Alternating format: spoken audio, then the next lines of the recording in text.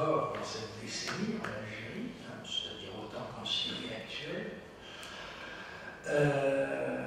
Donc une situation extrêmement grave pour le pouvoir algérien. Il est évident que dans un tel contexte, il avait besoin, le régime algérien avait besoin de calme sur le front berbère.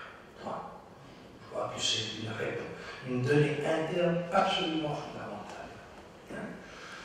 On ne peut pas avoir, vous ne pouvez pas avoir de front. Et je pense, et ce qui permet de comprendre pourquoi c'est dans cette période-là que s'est faite l'ouverture progressive, en tout cas qu'elle s'est concrétisée. On en voit les prémices un petit peu avant, hein, quand on regarde les détails, mais enfin, elle est mise en œuvre dans cette décennie 90. On est tout à fait dans au fond, une gestion là aussi très politique. Il y a très probablement des paramètres géopolitiques qui m'échappent un petit peu. D'autres parmi vous sont peut-être plus compétents que moi, mais il est probable quand même que dans cette période des années 90, bon, l'effondrement de l'Union soviétique, l'effondrement de l'affrontement bloc contre bloc a peut-être fragilisé aussi un certain nombre des régimes des pays du tiers-monde, et en particulier, bon, on n'était peut-être plus en état de tenir des positions aussi catégoriquement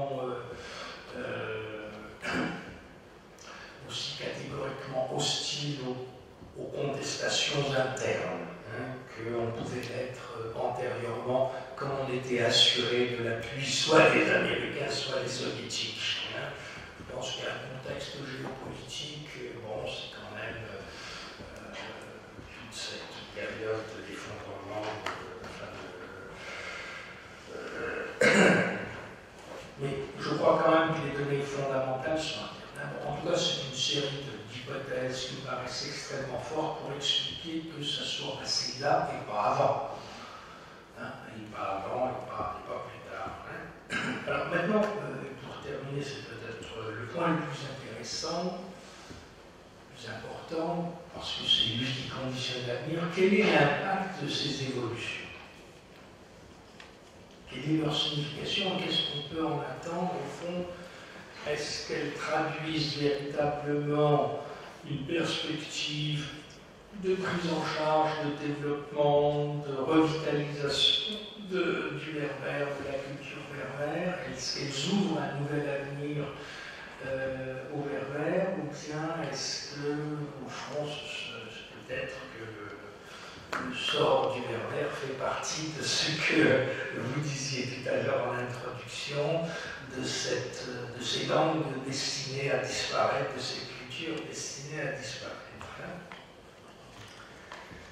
Alors, il est bon de rappeler un certain nombre de données. Il se trouve que, pour des raisons professionnelles, vous comprenez, je dispose de pas mal d'informations sur ces questions, mais d'abord, il est tout à fait intéressant de noter aussi bien en Algérie qu'au Maroc l'intégration institutionnelle, et en particulier dans ce lieu clé qu'est l'école, hein, donc l'enseignement du berbère, par l'éducation nationale algérienne d'abord, puis à partir de 1995, puis 2003 pour le Maroc. Hein, et donc un décalage chronologique quand même important. Hein. On est quasiment à la 20e année d'enseignement du berbère dans le primaire, secondaire, hein, en Algérie, et on est à une dizaine d'années au Maroc. Hein. Il y a quand même un décalage significatif. Mais en même temps, ça nous donne des périodes d'observation qui commencent à devenir significatives. Hein. Ça n'est pas, on a pratiquement 20 ans, l'an prochain on aura 20 ans d'expérimentation en Algérie et une dizaine d'années, donc on a une dizaine d'années au Maroc. On peut donc commencer à formuler des évaluations. Mais avant de dire où on en est, il les bases sur lesquelles ont été lancés ces enseignements, cette intégration de l'enseignement du berbère dans l'éducation nationale, dans l'enseignement public. En Algérie, il y a un point commun et un point de divergence fondamentale entre l'Algérie et le Maroc. Un point commun qui est réaffirmé dans les textes, dans les discours politiques, pouvoir et dans les textes réglementaires, c'est l'extension de cet enseignement à l'ensemble du territoire national. Ça, c'est commun à l'Algérie et au Maroc, dans les textes et les discours officiels. Il est bien dit, c'est pour ça que la constitution marocaine est très explicite et très intéressante de ce point de vue-là. C'est le patrimoine de tous les Marocains, sans exception. Le projet affiché, c'est un enseignement à tous les nationaux. Et dans les deux pays, il est très explicitement dit dans la constitution marocaine, il est très explicitement dit dans les textes réglementaires algériens et dans le discours politique algérien dès 1995, répété à nombreuses reprises par le président Bouteflika. Les Berbères n'est pas l'apanage d'une région ou des berbérophones, c'est le patrimoine de tous les Algériens. Il y a donc là une affirmation très intéressante pour les sociolinguistes, parce que c'est évidemment un déni de réalité. C'est une affirmation qui est contraire à la réalité, ça, donc, elle est donc très significative. Bien, j'en reviendrai éventuellement là-dessus dans le débat. On affirme très clairement que l'enseignement doit se faire sur l'ensemble du territoire. Une divergence entre les deux pays. L'enseignement est facultatif en Algérie, et il est toujours, il est obligatoire dans les textes au Maroc.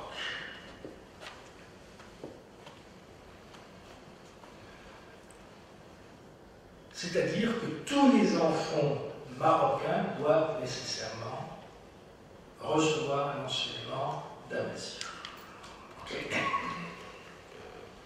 Et dans le primaire, les choses auraient dû être parachevées en 2009. Puisque le principe c'était de monter, on commence en CP en 2003, et chaque année on monte une classe. Donc actuellement, on devrait avoir quasiment bouclé l'ensemble du primaire, du moyen, du collège, et même avoir largement entamé le secondaire. Où en est-on? Alors maintenant, vous allez voir, je ne vous raconte pas de salade, je vous donne les chiffres officiels algériens et marocains, puisque les services d'espionnage me permettent de les avoir. Ce sont des documents non publics, bien entendu, parce que vous comprendrez pourquoi ils ne sont pas publics. Mais ce sont les statistiques officielles du ministère de l'Éducation nationale algérien et marocain. 2013 pour l'Algérie, 2011 pour le Maroc. J'ai moins d'entrées au Maroc que l'Algérie, mais ça viendra. Qu'est-ce qu'on dit? Pour l'Algérie, où là, j'ai vraiment des sources depuis 1995 complètes, là, année par année, département par département, etc. En 2013, total des élèves concernés pour le primaire, le collège et le lycée, 234 690 élèves, sur une population globale de l'ordre de 8 millions d'élèves, c'est-à-dire à peu près 3% des élèves.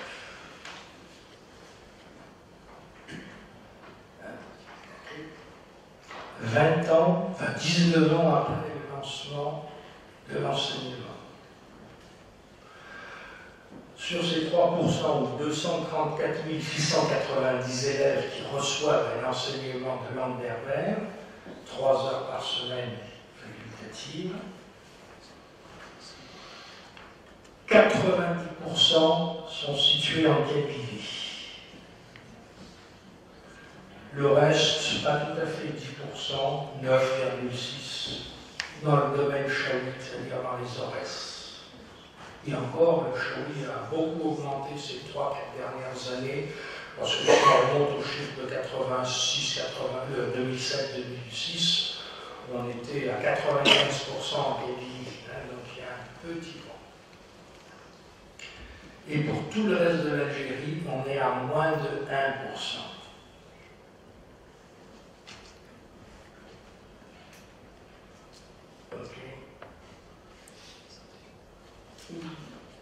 Parce que je vous donne que les derniers chiffres. Vous voyez, en 2005, on était à 96% en Kabylie.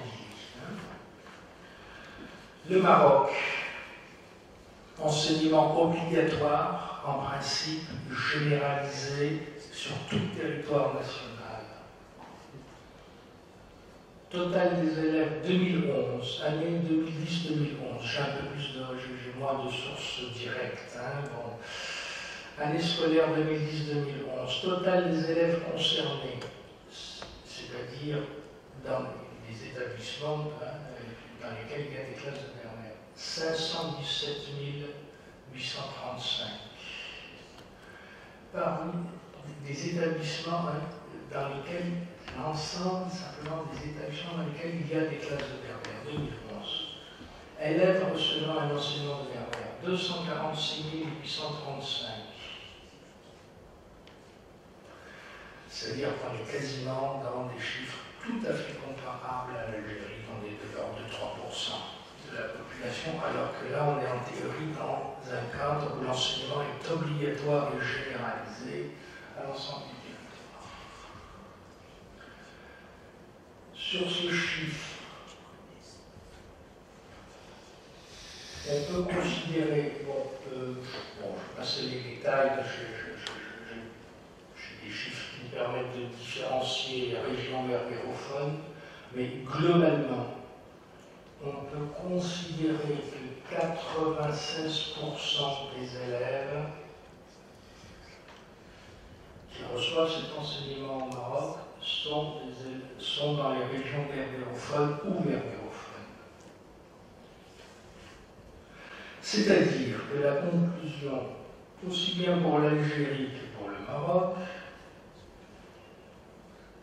c'est que l'enseignement n'existe réellement que dans les régions berbérophones et il reste dans ces régions de toute façon très minoritaire et très marginal.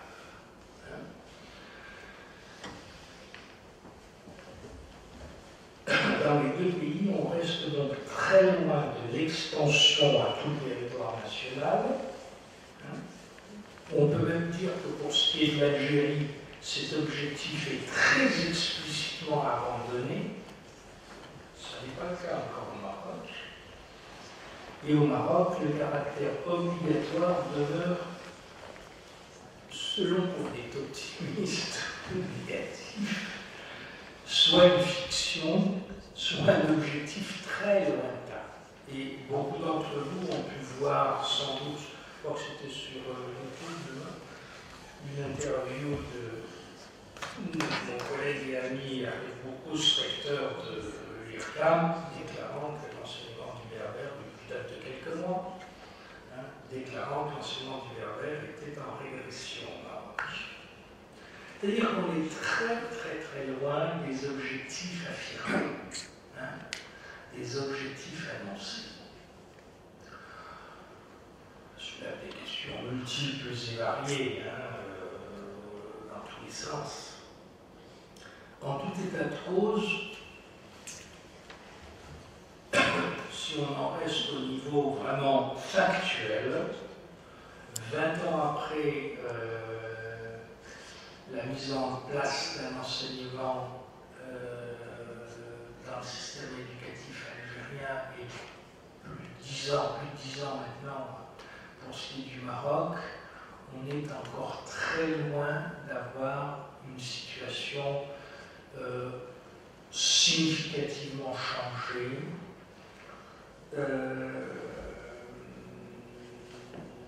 L'enseignement ne touche qu'une proportion très minoritaire des enfants.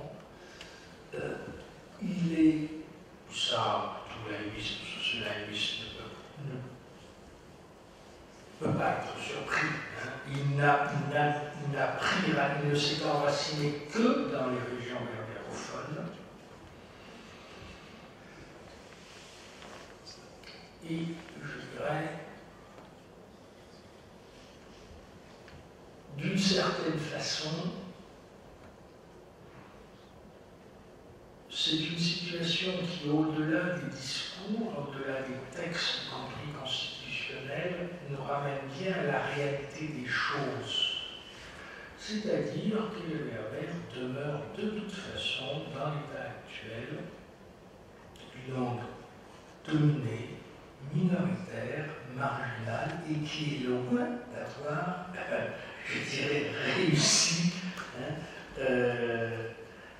son émergence, sa consolidation, et d'une certaine façon, amène à se poser d'autres types de questions à d'autres niveaux. Là, on est au niveau de la mise en œuvre pratique concrète.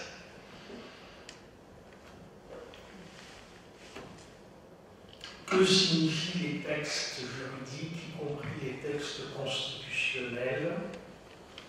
C'est là aussi un vaste débat. J'en terminerai par là. Dans des États dont il n'est pas tout à fait sûr que ce soit des États de droit, puisque, si je prends le cas de l'Algérie, bien que la Constitution reconnaisse le statut de langue nationale au berbère depuis 2002, donc depuis maintenant une douzaine d'années, tous les textes juridiques postérieurs à la réforme constitutionnelle, je dis bien tous, ayant trait à la langue, que ce soit des lois, je pense par exemple à la loi relative au Code de procédure civile et administrative, je pense qu'il date de 86 ou 2006 ou 2007, excusez-moi. Je pense au décret de 85 organisant l'enseignement privé. Je pense même à la loi de 98, qui est la loi linguistique algérienne de 98, qui est toujours valide, qui n'a jamais été abrogée. Eh bien, tous ces textes juridiques, donc y compris ceux qui sont postérieurs à la réforme constitutionnelle de 2002, affirment de façon totalement explicite, je ne vais pas vous raconter l'histoire là aussi, je vais essayer de vous les citer, de les retrouver tout de suite, que je vais essayer de retrouver, il vaut mieux citer surtout quand il s'agit de loi ou de décret, il vaut mieux citer les choses comme elles ont été écrites et formulées. Voilà. Eh bien, tous ces textes affirment de manière très explicite que seul l'arabe peut être utilisé. Alors, je retrouve le code de procédure, le texte relatif. Oh, excusez-moi, en tout cas, les textes algériens sont vraiment très très clairs, 85, 86, code de procédure, qui nous dit explicitement que l'usage de toute autre langue que l'arabe est formellement interdit et que c'est un cas de nullité de toute action judiciaire ou autre. Vous voyez, on est dans des situations tout à fait paradoxales. Hein, tout à fait paradoxales. Je vais essayer de le retrouver parce que je n'aime pas quand j'affirme quelque chose, j'aime bien. Voilà. Ah, voilà, mon annexe. C'était une annexe. Excusez-moi. Ah, non, c'est ça, voilà. Alors, l'ordonnance présidentielle donc, du 23 août 2005 relative à l'enseignement privé stipule que l'enseignement est assuré obligatoirement en langue arabe dans toutes les disciplines et à tous les niveaux d'enseignement. la loi du 25 février 2008, c'est même plus récent qu'on pensait, relative au Code de procédure civile et administrative. Les procédures et actes judiciaires et administratifs doivent, sous peine d'être irrecevables, être présentés en langue arabe. Et les documents et pièces doivent, sous peine d'irrecevabilité, être présentés en langue arabe ou accompagnés d'une traduction officielle. Les débats et plaidoiries sont appelés, etc. C'est-à-dire qu'on est dans une situation tout à fait impressionnante de schizophrénie, de double discours, de ce que vous voulez, ou en même temps, au fond, des discours complètement contradictoires sont portés. C'est vraiment très très net en Algérie. Pour ce qui est du Maroc, les choses sont encore très fraîches, mais on ne peut que noter quand même que le texte de la Constitution, qui date donc de juillet 2011, qui annonçait donc ce texte est passionnant en lui-même, comme je le disais tout à l'heure. Il annonçait, il nous disait donc qu'une loi organique préciserait les conditions de l'officialisation de la Mazir. Or, nous sommes, si je me trompe, ça va faire bientôt 3 ans. La loi organique n'est toujours pas parue. Okay. Et on ne peut, ça je ne suis pas le premier à l'avoir dit, on ne peut qu'être extrêmement inquiet quand on lit la formulation même de la Constitution. Quand elle nous dit une loi organique définit le processus de mise en œuvre du caractère officiel de cette langue ainsi que les modalités de son intégration dans l'enseignement. C'est-à-dire qu'on a affaire, là, bon, je ne suis pas juriste, mais enfin j'ai tant que linguiste, une petite culture des différents types d'usages et de pratiques linguistiques. On a donc affaire à un texte constitutionnel qui nous dit d'une part l'arabe reste langue officielle de l'État, le berbère le devient, et une loi définira les conditions de cette officialisation.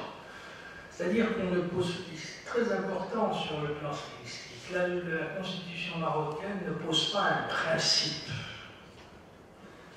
elle pose une potentialité. Il y a, pour reprendre un langage connu par des historiens de l'Algérie coloniale, il y avait des communes de plein exercice et des communes.